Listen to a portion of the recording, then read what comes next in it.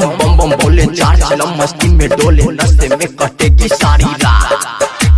नाचेंगे हम झूम झूम के नागिन वाला धुन धुन पे, देखेंगे हमें भी भोले ना। अरे ब्यास अपने अंदाज में बोला, मार के दम बम बम बोले, चार चिलम मस्ती में डोले, नशे में कटेगी सारी रात। नाचेंगे हम झूम झूम के नागिन वाला धुन धुन पे, देखेंगे हमें भी भोलेनाथ। मुंबई से लाएंगे, चीन में चिलम धनकाएंगे। मुंबई से लाएंगे, चीन में चिलम धनकाएंगे। चीन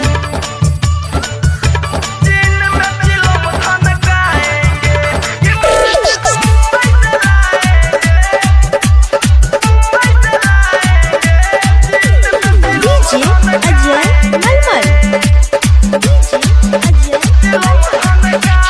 दुनिया ने जानी है हम महाकाल के दीवाने हैं।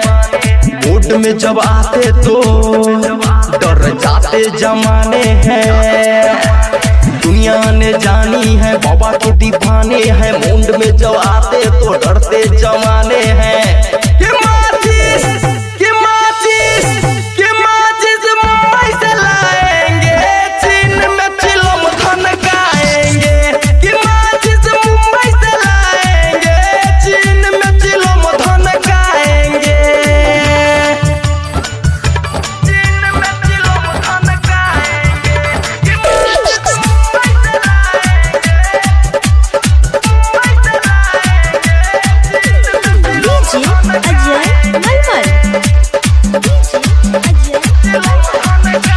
सूरज का कहना है तांडव में रहना है।